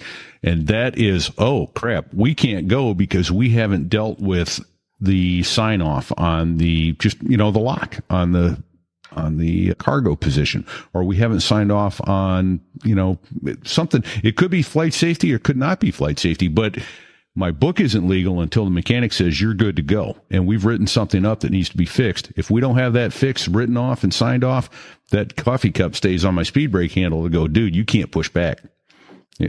Great big indicator there. I've never heard it called a hook, but that's a great hook. Yeah, that is a great example of why it really takes everyone's head in the game, especially to catch mistakes. Because we talk about the Swiss cheese model, but you can't rely on all of the automated systems and all of the checklists to save your ass every time. It also requires some ingenuity. And sometimes when you realize there's a systemic issue where it's like, hey, you know what? We tend to skip this one thing all the time. Your coffee cup idea is a great one. Yeah. That's clearly not written in a book anywhere, but you decided that you wanted a good reminder, and everyone has those little things to help them out. But and that's one of those best practices, right? If you're training someone, you might say, hey, look, this is how I do it. Yeah. I'm not saying you have to do it this way, but you should probably come up with something to make sure that you have a reminder. I actually, when I was a safety chairman, I wrote an article and I called it Hooked on Safety. You find yourself some way, some form. And the classic example is the LSO on the back of the carrier sits there with his hand literally resting up over the top of his head when there's a foul deck. He cannot clear somebody to land when he's got his hand resting on top of his head. It's like, okay, that's their hook. And so do you have anything like that in the tower? Yeah. I mean, again, some are unofficial and some are real. So we have memory aids. So for example, if you're crossing active runways, we have a big metal check runway strip that you put over the guys that you don't want to kill. So if you're crossing the ones and you have departures loaded on the ones, you would put that check runway strip over those departures so that when you look down and try and clear somebody, you're going to see this big metal strip and go, what the hell is that for? And then you look out the window and go, oh. And it sounds so simple when you're looking at just one thing. You're like, well, how could you possibly try and launch an airplane with a guy crossing right in front of him? And I'll tell you what, I tried to do it last night. Just last night, I was relatively busy. I was not by myself, and I had an Air India 777 crossing one of the long taxiways. I had done a bunch of other crossings, and I don't have an assist. It's just that time of night where you're working local by yourself, but I do have a ground controller and I do have a guy flying the desk. So in the supervisor position, just kind of listening. And we're also calling for release with the TRACON because our departures conflict with Oakland. Right. So I'm communicating back and forth with TRACON. When Oakland needs to depart, which is a slower airport than us, he'll call me and say, hey, when can you hold? And based on the holes on final with the arrivals, I'll say, let me go with United 414 and then I'll hold after that. And that's exactly what happened is both me and the TRACON controller were trying to be proactive about getting as many planes out as we could. I'm trying to be efficient. And when planes are landing on the 28s, I'm also crossing the ones to get across in front of the departures. And I got ahead of myself. And because I knew the TRACON was waiting for this one departure and it was going to be my last departure and I didn't want to miss this hole and the finals are getting closer and I need to make sure I go before 2 miles. What happened is I told the pilot, I said, hey, hold in position. As soon as this departure goes through the 28s, be ready to go. But I had crossed Air India already, even though he wasn't quite crossing the hold bars yet. And luckily, my friend behind me who was working the desk, he goes, "Hey, aren't you crossing Air India?" Which was great safety catch on his part. Now, would I have actually launched that plane with a 777 only a few hundred feet down the runway from him? And moreover, would the two pilots in that cockpit have just departed with a 777, literally like maybe at most 1,000 feet in front of them crossing broadside? No, they wouldn't have, right? They would have caught it. I would have looked out the window. Somebody else would have caught it. But again, it was a good reminder of when things get complicated. And I had several strip holders on my strips. It was a relatively complex scenario, but it's a good reminder that even me, and it's not because I'm the best controller in the world, but it's just, even though I've been doing this thing at this same airport for 15 years, it's really easy to make a dumb mistake when you get ahead of yourself. And there's usually some kind of extra pressure. Right? Oakland's waiting to go. I really need to get this departure airborne, or I'm going to miss this flow time, or I'm going to miss this gap, or whatever it is. But to answer your question, the hook there is I always teach my trainees, whenever you're clearing someone for takeoff, you're checking 4 things really diligently. You're looking out the window. You need to verify, the size of the plane, the type. Are they actually pointed down the runway and lined up, or are they still perpendicular getting on the runway? That's a factor in when they're actually going to roll, etc. You look at the strip. Make sure it's the correct direction of departure for the runway they're on, especially if you're launching 2 planes. You want to make sure they're turning away from each other if you're doing simultaneous operations. And then you have 2 radar screens, the ground radar and what we call the stars, but the air radar, essentially. You got to look at both of those because you're trying to catch an arrival that you missed that's still landing. Maybe it's a King Air, right? Not that big out the window, but it'll show up on the radar screens. And so when you make a mistake or start to make a mistake, if you check all 4 of those things diligently, you will catch yourself. I would like to think that 1 second later, that's exactly what I would have done. I would have looked out the window, it caught myself and said, "What the hell am I doing? I'm trying to depart with this 777 on the runway." But again, that's why you got this Swiss cheese model.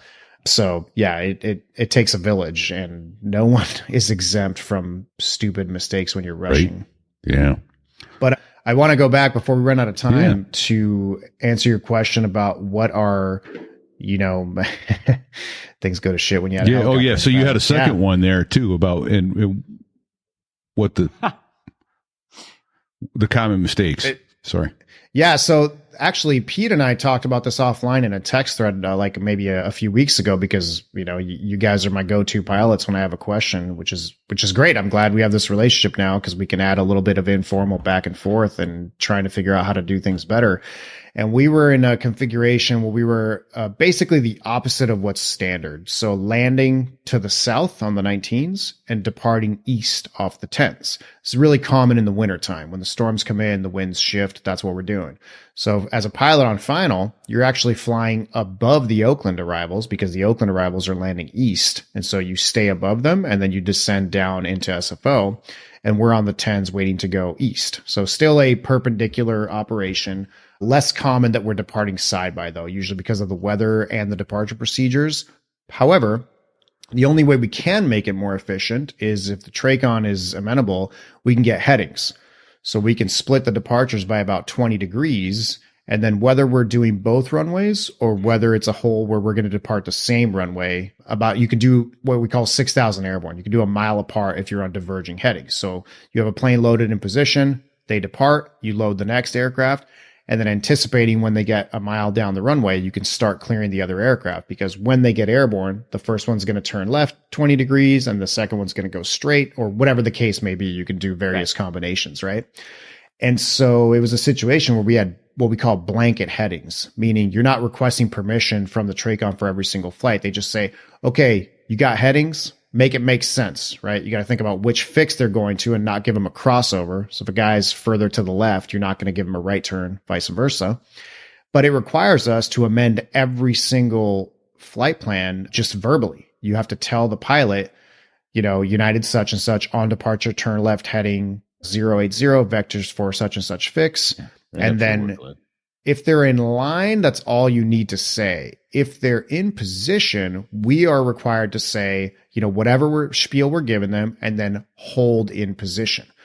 Because what you're trying to avoid is you don't want to catch the expectation bias of a pilot who's in position ready to go. So he's expecting that the next time ATC talks to him, they're going to be cleared for takeoff. And that's not what we're doing. There's still an arrival landing south and we can't depart you yet. but we're giving you the heading in advance because we're trying to take advantage of these lulls. While I'm sitting there with a bunch of planes and nothing to do, I'm going to go through and give headings to as many of them as I can. So we're expecting you to be paying attention with a pen, write it down, punch it in, whatever. And what started happening recently, more than in any other years that I've seen, especially in the last year or two, is I've got one of these situations. I'm issuing headings to every departure, and I had multiple aircraft when I was either putting them in position and giving them a heading, or they were already in position on the runway and I was giving the heading, read back cleared for takeoff at the end of the clearance.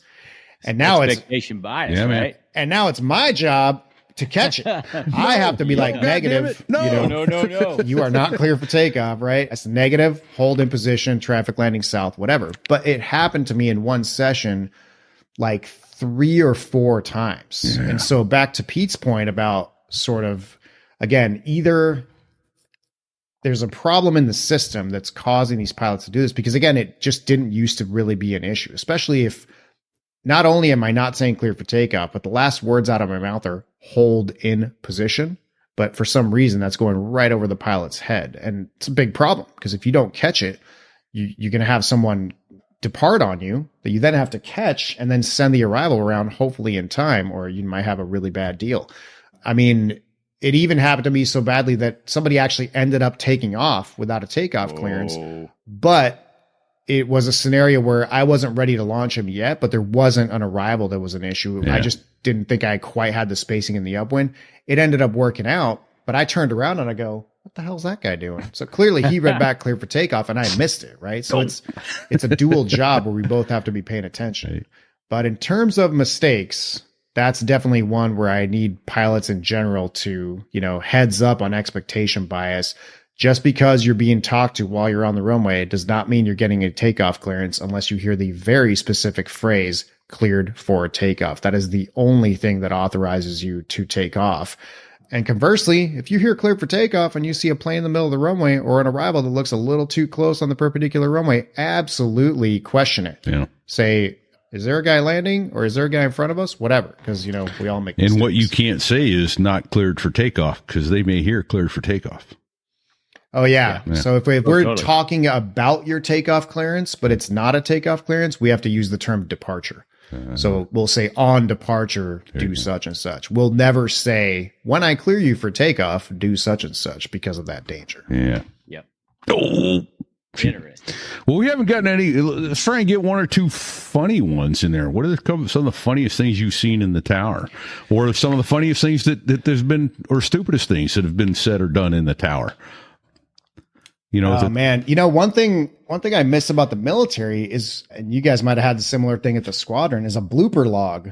We had a blooper log at my first tower where you could go back 15 years and read the dumb shit that people did.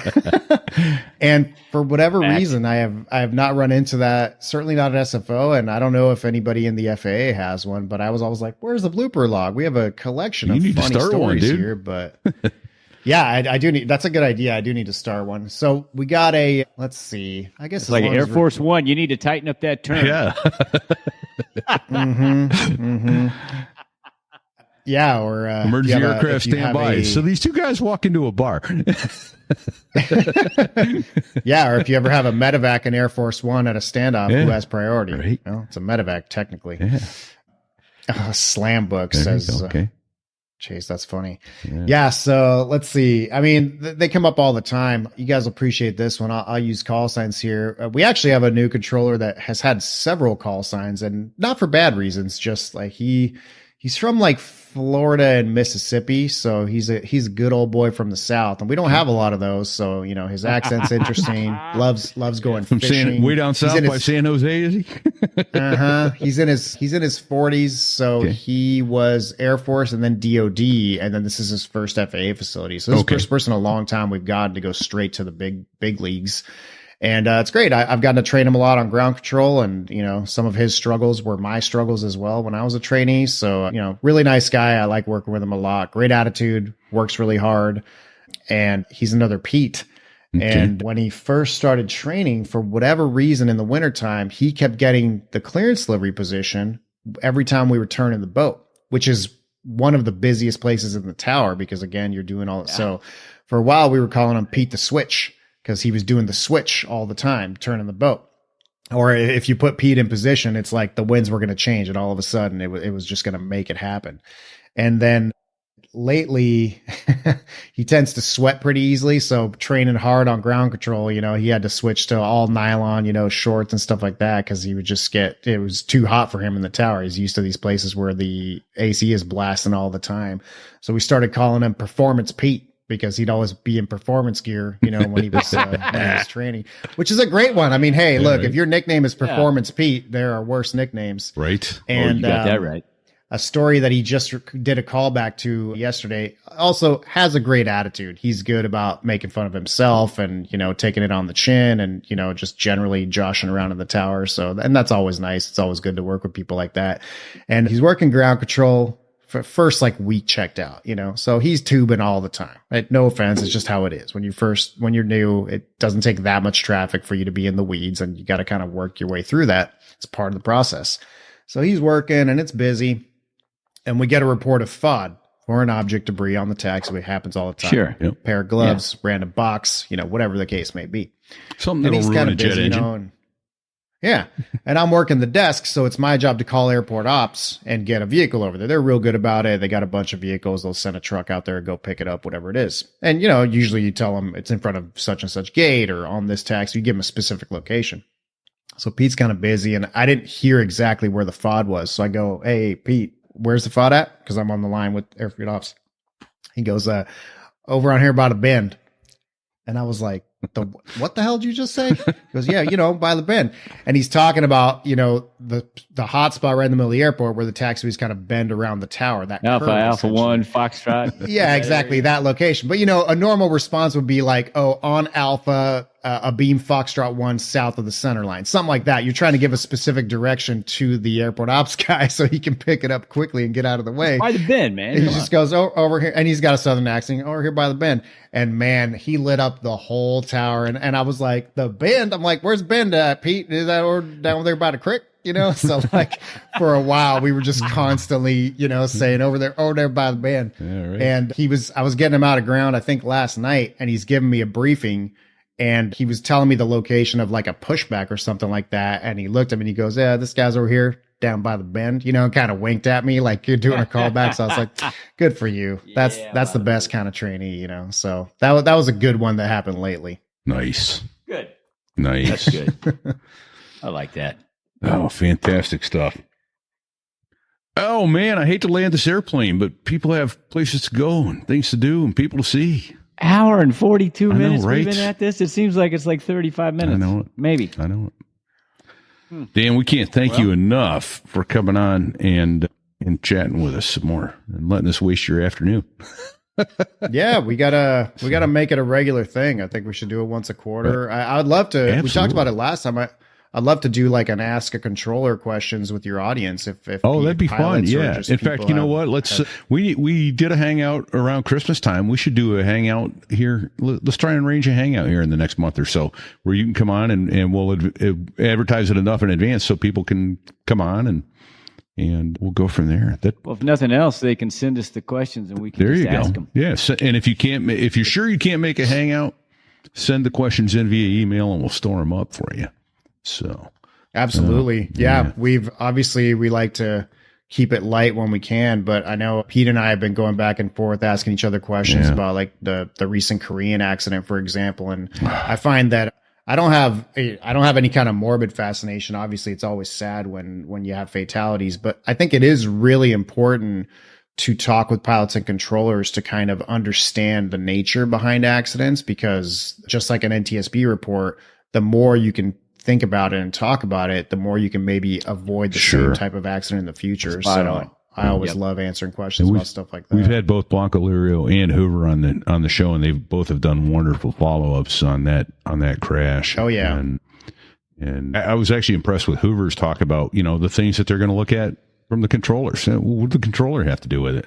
Well, not a whole lot of nothing in many ways, but there are still things that everybody involved is a witness, is a participant, and it's all got to be looked at if you want to figure out how not to let it happen ever again. So Right. Yeah, I know Juan's got the Blanco Lirio channel, which everyone's probably familiar with. What's Hoover got? I'm not familiar with his Pilot Debrief with his show. is what it's called. Okay. So yeah, we had I'm him sure I've on. seen it. I don't remember which episode. I'm sure Sticks or Bago can find that.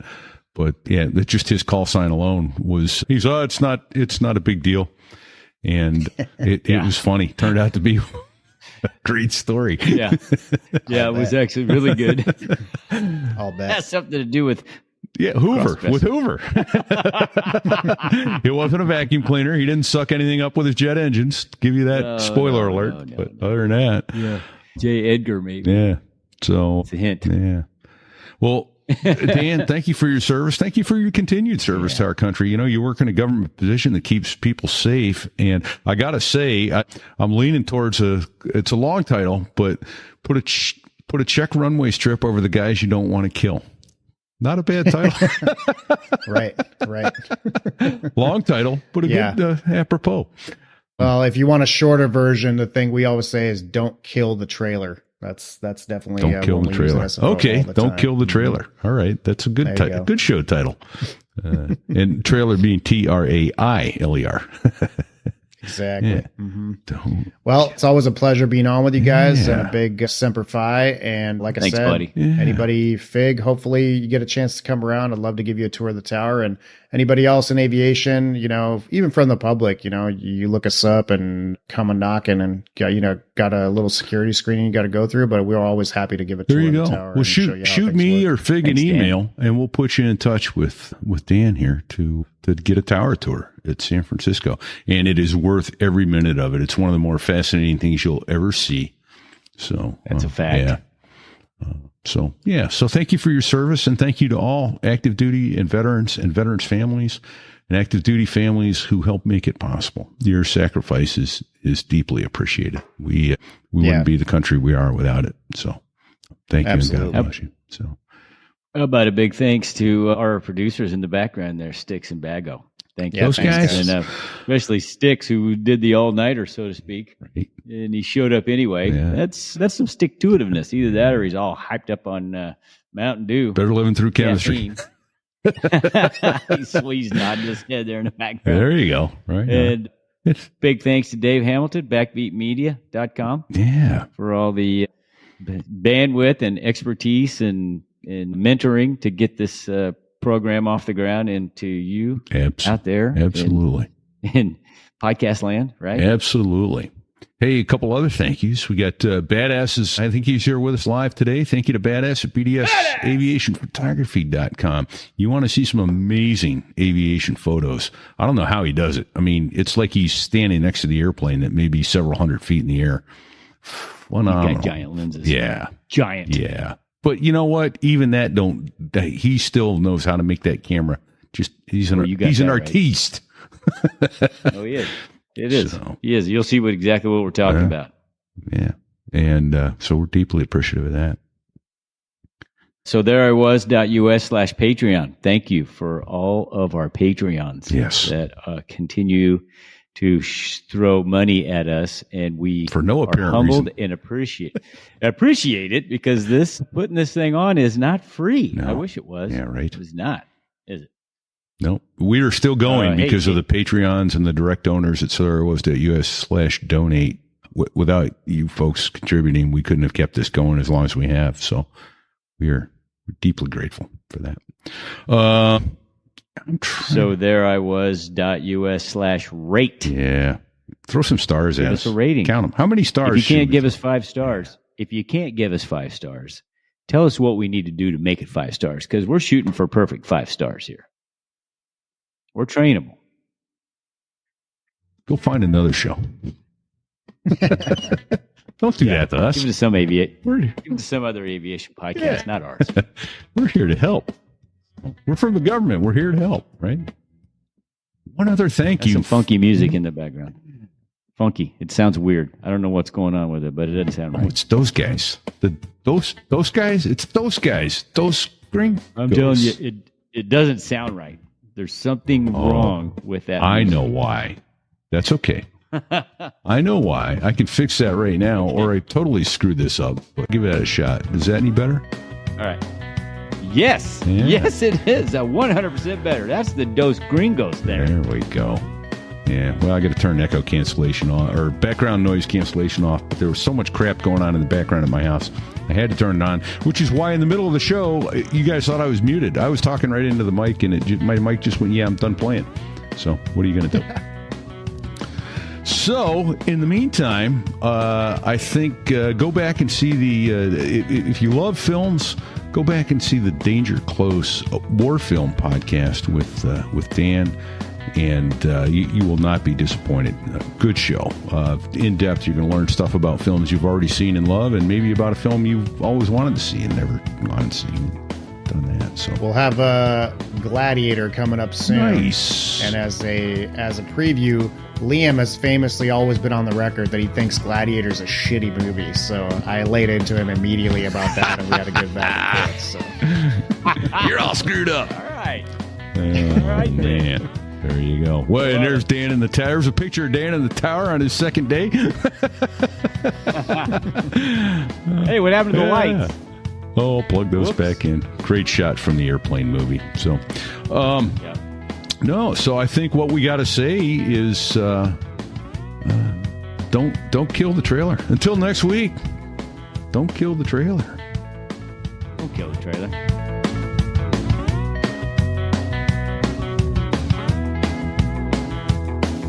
Well, there I was, crossing the pond, and you could see that I wasn't exactly fond of all the shit I was wearing on that day. Now an F-16 is cramped enough, but it's even worse with all that stuff supposed to save your life. But we knew there was no way. 'Cause when you're going down the North Atlantic, man, it's over. What do you say about the North Atlantic? He said it's colder than the well digger's ass. No, he said it's over. That's what he said. It's over. All right. Picked the wrong week. Quit sniffing glue. And we're out.